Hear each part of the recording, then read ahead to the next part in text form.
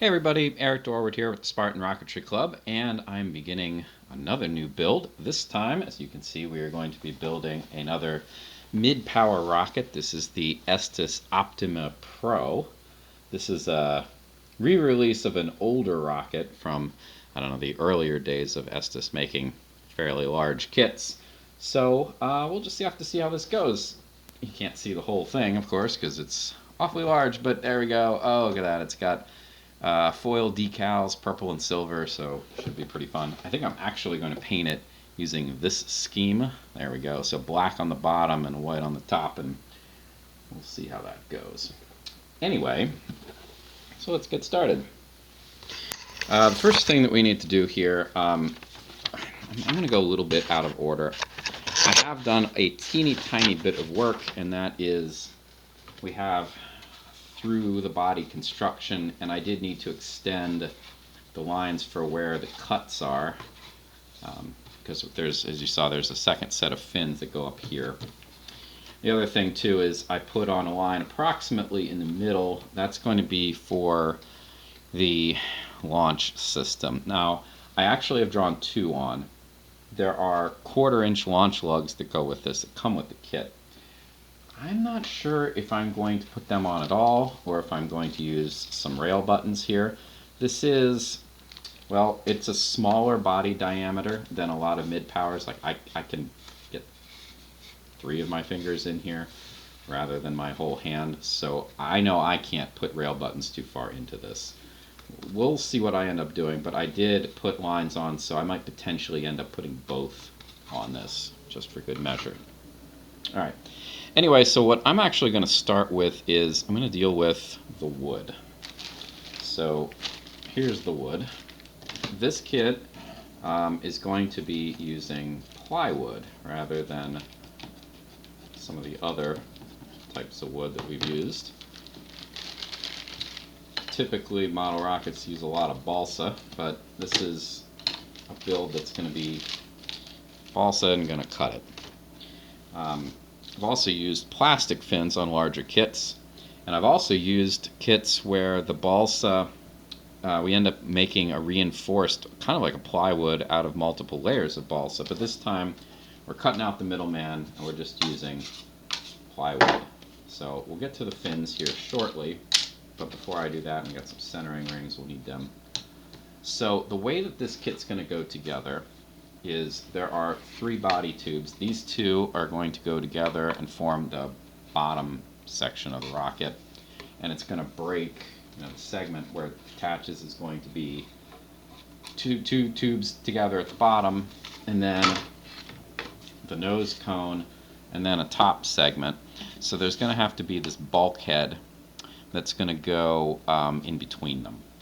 Now, I'm not entirely sure why, but the way that this is designed is, this is going to be, this section in here is going to be payload. And what you do with the payload, I suppose, is up to you.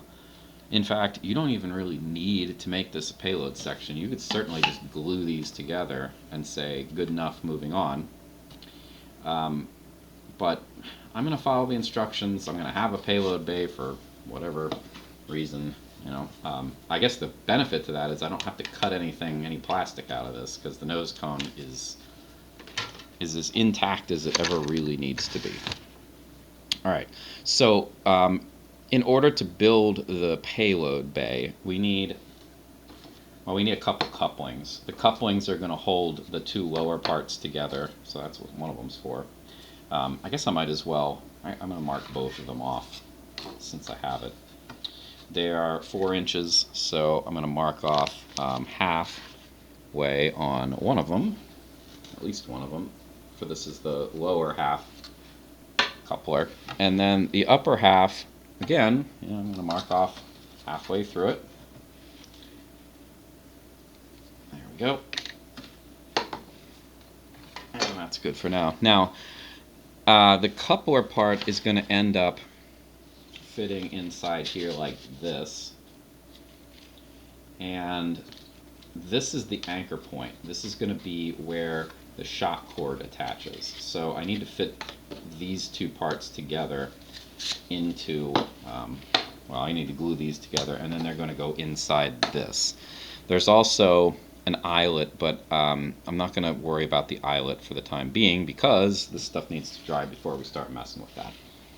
While I am eventually going to use some epoxy to put the fins, that part together, this part, it does not require epoxy. This is kind of a low stress part of the build. So I'm just going to spread out some of this glue. There we go. Should be more than enough. And then I'm going to do my best to center it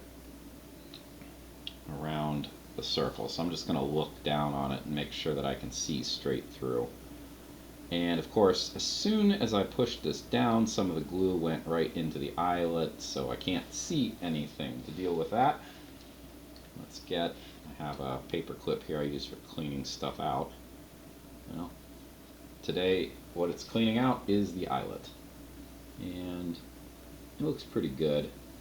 I'm not too worried about that. I'm going to just ever so gently mop up any of the glue that's squished around the sides, hopefully without adjusting that hole.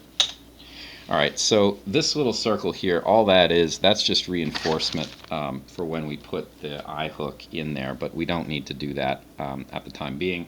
This is going to go inside of the coupler like so. Now I think I'm gonna end up just kind of rotating this to get it to fit, because just pushing it down on the top didn't really work all that well the first time. So that's going to be my approach. I'm just going to put a thin bit of glue here. I am going to spread it out with my glue spread and stick here, I think, but just a little bit of glue. And then I'm going to try to keep it right at the edge as best as I can, since that the bulkhead here is not very thick. Alright, so in it goes, and I'm just going to rotate it up, and then I'm just going to push it down with the same wood stick. This is the not gluey side.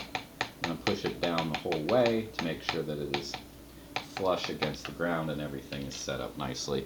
Probably pushed a little glue out. Yeah, a little bit of glue. Clean that up. And off my mat. And that is great. In fact, you know what, now that I think about it, I'm not particularly concerned about putting this in, honestly. The only reason I could think to not put it right into this right away is, well, I don't want to put the hook in right away. You know what, let's put it in. It doesn't hurt.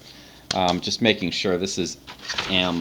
This is the shorter of the 3 body tubes. It's clearly not the one with the through the wall construction, but just making sure I got the right one here. So I'm going to put some glue on the inside of this.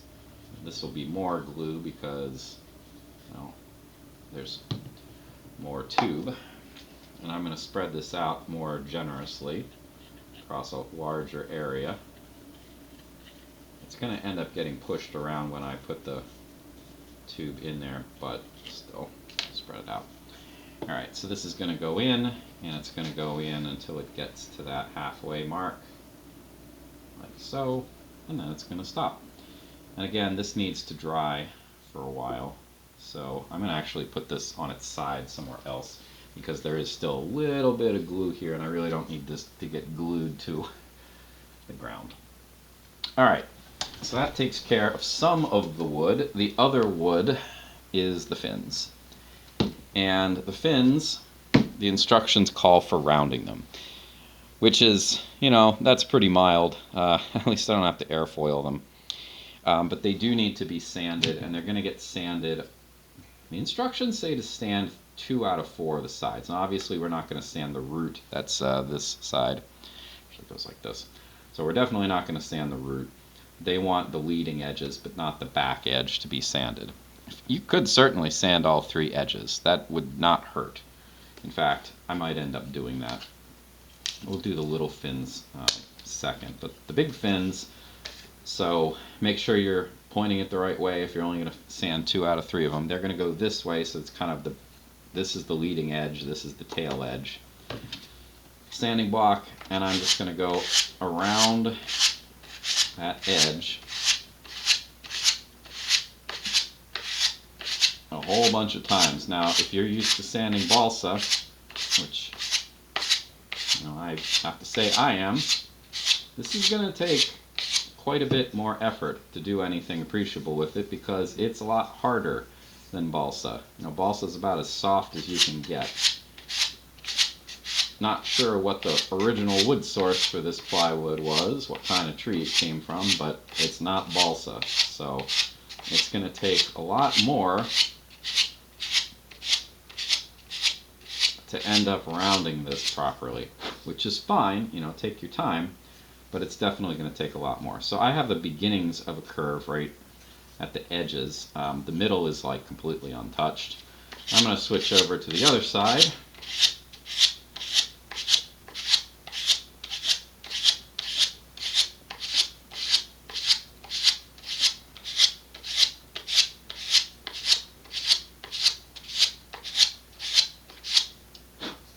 And, again, I'm starting to make a curve, but that amount of work is not adequate because you could still see, the good indicator is this edge is dark. This has been where it was cut out with a laser, so it's burnt. The middle part of it is like all the dark color. There's hardly any of the white. The white part's the part that you sanded that hasn't been affected by the laser. That's the interior part, right? So this is going to take a while. It's going to take some time. So I think all I'm going to do is I'm going to sand it until I get one of the faces adequate and ready for production. And then that'll be the end of this video. I'll have to do all the other faces off camera, which is, again, it's time consuming, but it is something you want to do. And again, it could be worse. You could be airfoiling these. You could be laminating the wood yourself, which again is not super fun. I've certainly done it. It was some of the Estes kits, bigger kits. That's their chosen approach. I don't know why, honestly. If you're having trouble, like so, these two edges, so the root and the edge, they're getting close. The dark part is pretty thin here, but the middle seems to be untouched. So I'm gonna turn the block and I'm gonna focus on the middle here for a little bit to try to get that come along for the ride. I don't entirely know if it's the way I sand it. It might just be something that I do, that the middle doesn't seem to get as much of a sand as the edges. You would think I spend more time in the middle than I do at the edges, so it should actually get sanded more, but that is just not how it works for me for whatever reason.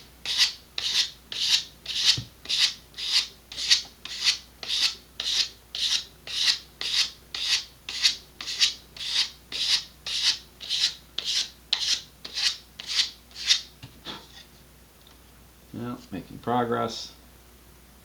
And every once in a while, just take a look down and see if you are making the curve in it even. I'm not exactly. It needs a little more work on this side than it does on the side that I was working on. But if you keep it balanced, switching between sides with about half the time, it should work out pretty well. But if you're inconsistent for whatever reason, then take a look and try to work out which parts need more, which need less, and focus on them. Rounding it like this, I found works better for me personally. When I originally did it, I would grab a piece of sandpaper and just kind of sand up like this. I don't do that anymore because my rounding seemed to take longer and was less effective. Plus, it's pretty hard to make this hand do all the work while you're holding a piece carefully. So I didn't, that approach didn't really work for me. That's why I do what I do now. I'm getting pretty close. There isn't a whole lot of the black bits left. I'm going to switch again to going across the whole face of it again. I've got the middle close to where it ought to be.